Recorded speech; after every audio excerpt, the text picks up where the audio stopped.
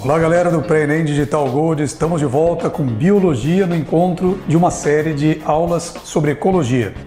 Nosso encontro de hoje vai contemplar o tema biomas. Nós vamos tratar um pouquinho sobre biomas, os principais biomas do Brasil, que foi perguntas muito frequentes já no Enem ao longo do tempo. Toda vez que eu falo de ecologia, a gente tem essa impressão de que a ecologia predomina entre as questões de biologia ao longo das edições. É uma garantia. Isso aconteceu até agora. Então, nós estamos apostando alto de que a ecologia também esteja presente e num bom número de perguntas na próxima edição do Enem, que começa agora em janeiro. Então vamos lá, o primeiro bioma que nós vamos apresentar nesse encontro de ecologia agora é um dos biomas que foi mais frequente em provas do Enem nas edições anteriores. E a gente deixa a dica aqui que para a redação já fez diferença essa temática desse bioma. Então vamos ver as principais características do bioma que é a floresta amazônica. Primeira coisa importante, é um dos maiores biomas que nós temos dentro do território federal. Segunda coisa é o índice de pluviosidade, muitas chuvas, recorrentes chuvas desse tipo de bioma e uma grande biodiversidade. Então, muitas espécies que ocupam a região desse bioma são encontradas ali meio a uma floresta umbrófila. Dá uma olhadinha na imagem, ó, nesse termo que a gente falou agora há pouco, floresta umbrófila, para explicar um pouquinho mais e um pouquinho melhor. Umbrófila faz referência às sombras, são florestas que produzem sombras sobre o solo. Então existe uma vasta quantidade de vegetação, uma cobertura vegetal muito importante, que torna sombrio a porção do solo. Então, características dele. E esse bioma tem sido vítima de muitas interferências antrópicas, de muito desmatamento ao longo do tempo. Então, possivelmente, cobre-se numa versão da ecologia chamada Ecologia e Poluição, Alterações Ambientais, algo relacionado a isso. Se não no Enem, pelo menos em vestibulares, isso é recorrente ao longo dos anos. Nós temos agora o próximo bioma, que é o segundo maior bioma de todo o Brasil. Os cerrados. É um tipo de bioma que se caracteriza por ter uma vegetação de caules retorcidos, uma casca grossa, e um certo espaçamento entre as árvores. Você pode olhar dentro da imagem, que a gente faz uma referência agora, que existe entre uma árvore e outra, existe um espaço entre ele, característico do cerrado. Algo como savanas brasileiras é dito sobre esse bioma. Uma característica também que se pode reportar ao cerrado é que ele tem uma vegetação com vegetação xerófila, o que significa uma vegetação que apresenta resistência para longos períodos de estiagem, de seca. Então nós temos um bom tempo que fica sem chover, então a vegetação se adapta a isso, se categorizando como vegetação xerófila. Mais uma imagem bonita do cerrado que mostra a vegetação clássica desse bioma. Próximo bioma agora, o Pantanal, que também é bem Mato Grosso. Esse bioma se caracteriza por ser a maior planície alagada do mundo e apresenta grande biodiversidade. Compreende também a bacia hidrográfica do Rio Paraguai. Uma imagem muito emblemática do Pantanal é a fauna que ele tem, os animais, as aves, os mamíferos e, sobretudo, os répteis que abrigam esse bioma. No próximo bioma agora nós temos a Caatinga, um tipo de bioma do Nordeste, típico do Nordeste brasileiro, que é mais caracterizado pela baixa pluviosidade, que significa um regime de chuvas bem baixo e ele é exclusivo do Brasil. Tem algo interessante a respeito do solo desse tipo de bioma, que a gente imagina que quando um bioma tem as características da Caatinga, é porque tem um solo muito pobre. Isso não é uma realidade. O solo da Caatinga é fértil, o que faz as características desse bioma ser mais relevante, como Caatinga mesmo, é a falta de água, a baixa pluviosidade no bioma. Então, está aí uma imagem bonita sobre a Caatinga, bem característico do nosso Nordeste brasileiro. E ali o povo nordestino como um forte, sendo evidenciado na foto. Tá lá, o próximo bioma agora, a Mata Atlântica. Ele é um tipo de floresta muito exuberante, com grande biodiversidade. Ele tem um ponto histórico muito marcante, que é a autodegradação desse ambiente. O bioma foi o mais devastado dentro do Brasil, na história da nossa federação, é a Mata Atlântica. Resta hoje média de 7% apenas da totalidade da Mata Atlântica. Então, 93% desse bioma foi devastado desde a colonização da invasão no Brasil até tempos atuais. Imagens sobre a floresta amazônica, muito bonitas também, de uma mata muito exuberante e hoje protegida por lei por conta da devastação. Sobre os biomas brasileiros agora, a primeira pergunta da nossa atividade na série de Ecologia, questão de número 3 do Enem. Acompanhe o texto comigo. Vamos lá, na tela. As florestas tropicais estão entre os maiores, mais diversos e complexos biomas do planeta. Novos estudos sugerem que elas sejam potentes reguladores do clima, ao provocarem um fluxo de umidade para o interior dos continentes, fazendo com que essas áreas de florestas não sofram variações extremas de temperatura e tenham uma umidade suficiente para promover a vida. Um fluxo puramente físico de umidade do oceano para o continente, em locais onde não há floresta, alcança poucas centenas de quilômetros. Verifica-se, porém, que as chuvas sobre as florestas nativas não dependem da proximidade do oceano. Esta evidência aponta para a existência de uma poderosa bomba biótica de umidade em lugares como, por exemplo, a Bacia Amazônica, devido à grande e densa área de floresta, as quais são evaporadores otimizados, e essa bomba consegue devolver rapidamente a água para o ar, mantendo ciclos de evaporação e condensação que fazem a umidade chegar a milhares de quilômetros no interior do continente. Vamos dar uma olhada agora no que quer o autor de nós nessa questão, no comando dessa pergunta. As florestas crescem onde chove ou chove onde crescem as florestas? De acordo com o texto, bora achar a alternativa certa agora.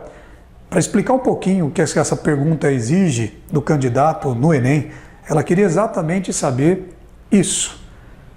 A floresta amazônica cresceu onde ela está porque ali chove, ou se a verdade do assunto é onde a floresta está, ela faz chover.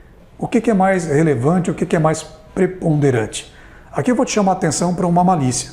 Nós estamos numa prova de biologia, em ciências da natureza, onde o autor dessa pergunta é biólogo e tem um olhar sobre a biologia. Ele vai explicar o fenômeno a partir do ponto de vista dele, da biologia em si. Então o que você acha que é mais importante? É que chove em um local e por isso, por conta da chuva, cresça uma grande floresta?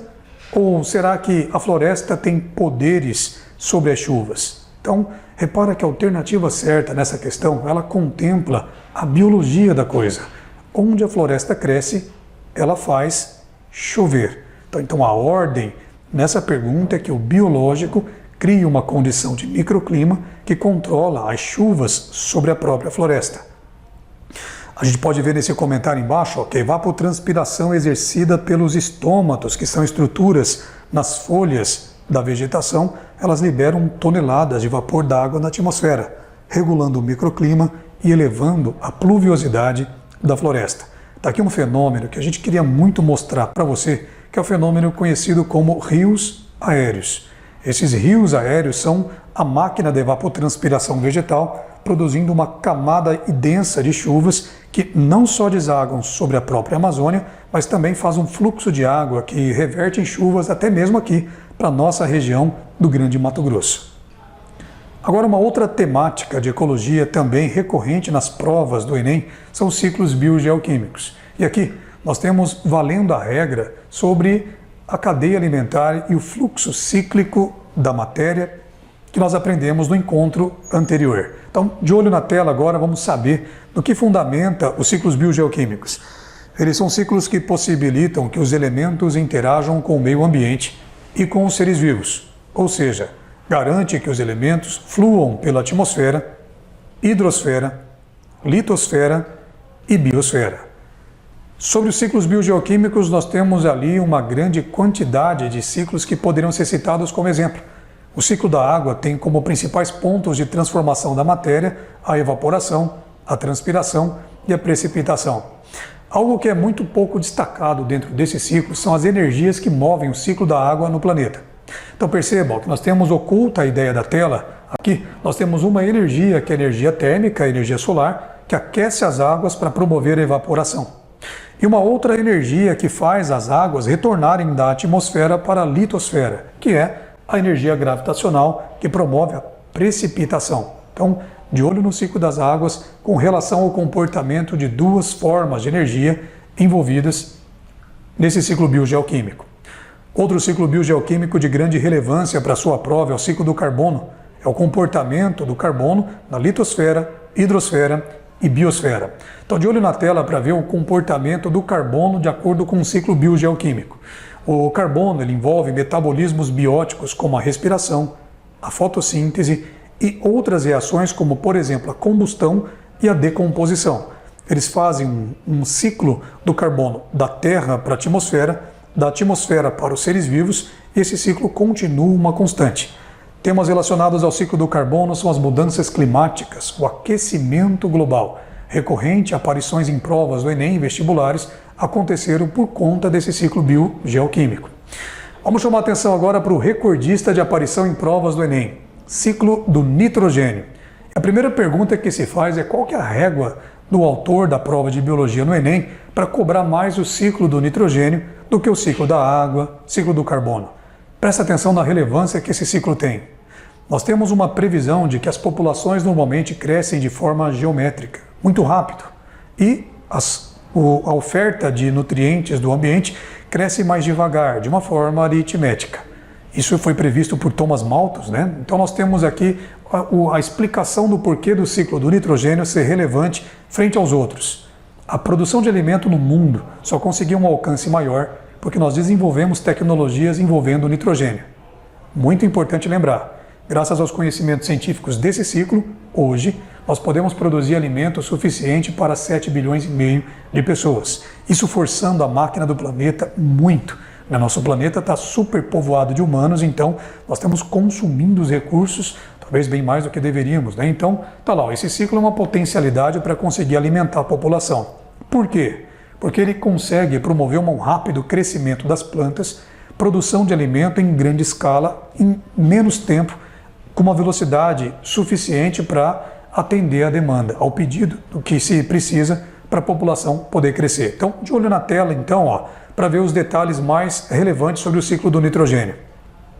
Nós precisamos considerar que a atmosfera é o maior reservatório desse elemento, ou seja, na atmosfera nós temos o nitrogênio na forma gasosa, na forma de N2. Então a maior quantidade de nitrogênio no planeta está aqui, nessa atmosfera.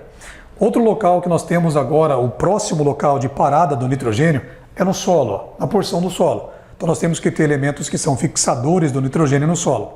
Essa fixação pode acontecer de forma biológica, feita por bactérias. Existem outros tipos de fixação, como a industrial, quando a gente fabrica fertilizantes, ou também a fixação feita por conta de descargas elétricas na atmosfera, a fixação atmosférica, que a gente chama.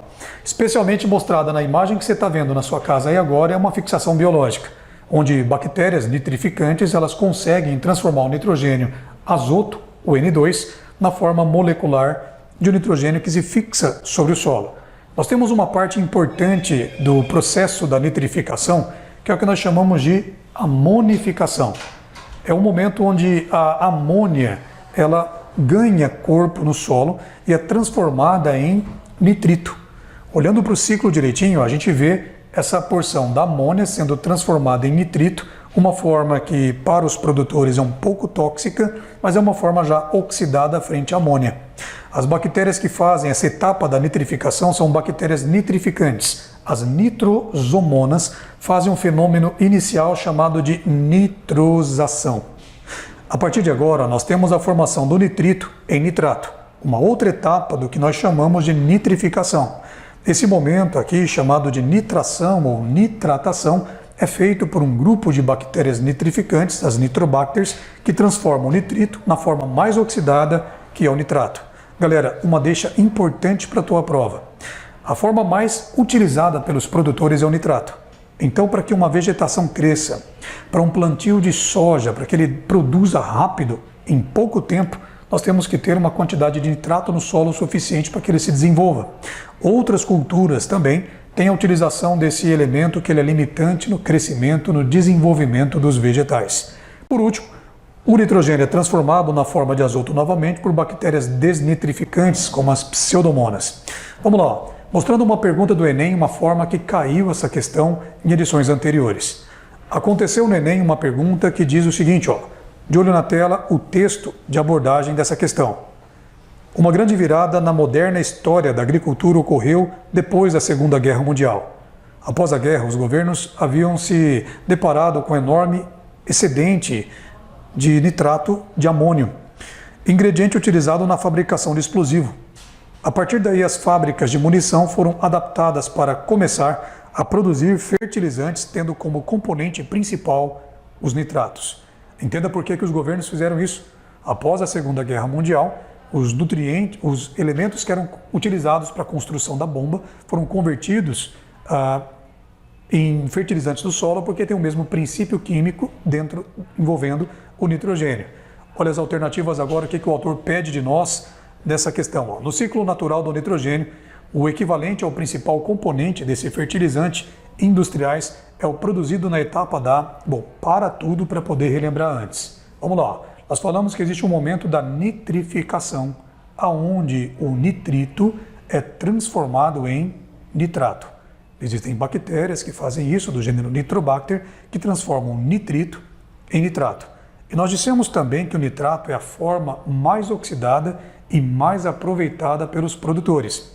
Sejam plantas, sejam algas, são produtores que requisitam esse elemento em grande quantidade. Então, olha para as alternativas agora e pensa, qual que é esse elemento que foi convertido lá no cenário pós-guerra em fertilizantes para dar melhor resultado para o plantio, para a vegetação? A resposta certa vai lá, faça a sua aposta. Letra A, nitratação ou nitração é um momento onde o nitrito é transformado em nitrato, fertilizante em potencial para a agricultura, sobretudo. Tá? Então, tem ali um recadinho dizendo que o nitrato é utilizado como fertilizante, é produzido biologicamente na nitratação, a última etapa da nitrificação, que é uma reação de oxidação do nitrito, onde o nitrito está na forma de N2 e ganha a forma de NO3. Beleza, agora numa outra oportunidade aqui agora da ecologia, nós vamos ver um momento da ecologia que se refere a alterações ambientais. Muitas perguntas já aconteceram também sobre essa frente da ecologia, você vê como ela é grande e como ela é abrangente, então tem muitas questões que podem ser geradas sobre essa mesma temática. Poluição, por definição, é a introdução de qualquer material ou energia, calor, por exemplo, em quantidades que provocam alterações indesejáveis ao ambiente. Então, sempre que falar de poluição, se você quiser escrever algo sobre ou pensar algo a respeito, lembra que parte de algo que é indesejável, tá? Seja de natureza química, física ou biológica, é um indesejável. Sobre esse tema de poluição, nós temos vários subtemas que a gente aqui vai lembrar rapidinho que podem acontecer na tua prova. Um deles, a magnificação trófica ou bioacumulação. Esses termos fazem referência à quantidade de certos elementos perseverantes no ambiente, como o mercúrio, por exemplo. Quando o mercúrio é colocado dentro do ambiente, algumas espécies incorporam e bioacumulam dentro do seu organismo. E quando passam de um nível trófico para o outro, nós chamamos de magnificação. Magno significa grande, então a cada nível trófico aumenta a quantidade desse produto perseverante, porque ele não sai do organismo. Então, um belo exemplo é a contaminação de mercúrio dentro do ambiente, tem uma velha e saudosa história do DDT também. Próximo elemento ligado à ecologia e poluição é a destruição da camada de ozônio. A gente observa menos perguntas a respeito dessa temática. Algo que impulsionou a discussão sobre a destruição da camada de ozônio foi o Tratado de Montreal, que propôs uma solução na substituição do CFC, um dos gases que são amplamente destruidores do elemento O3 do ozônio. Outra temática possível de aparecer na sua prova é a inversão térmica. É um fenômeno ocasionado principalmente no período do inverno, onde o deslocamento das massas de ar, que aliviam a poluição mais próxima da atmosfera, param e concentram poluentes, provocando problemas respiratórios, principalmente na população de grandes cidades. Eutrofização, que é algo muito relevante. Se aparecer na sua prova algo sobre eutrofização, você vai lembrar que essa poluição é da água, restrita ao ambiente aquático.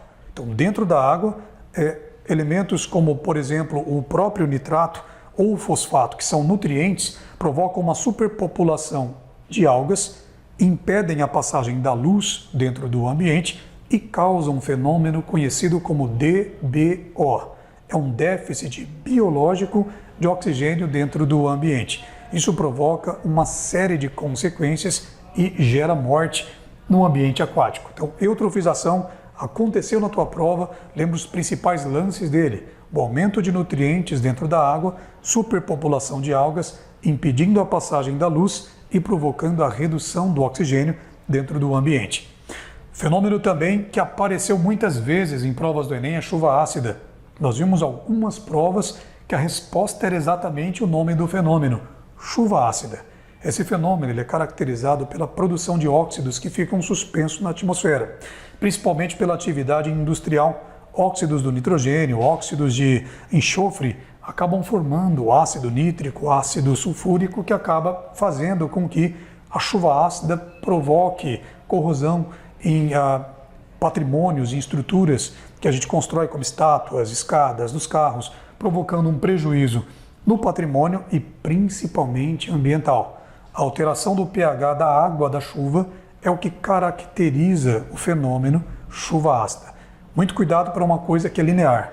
Toda chuva tem um pH abaixo de 7, levemente abaixo. Lembra que a nossa atmosfera tem concentração de CO2 e a água que reage com o CO2 da atmosfera forma um ácido carbônico que derruba o pH das chuvas. Então, toda chuva tem um pH levemente ácido.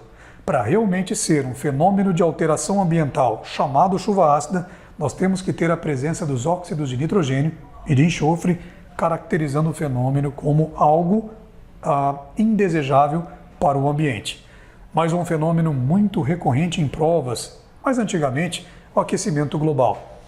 Nós não temos uma aposta que configura que as próximas provas terão muito essa temática aqui, mas se acontecer, esteja preparado.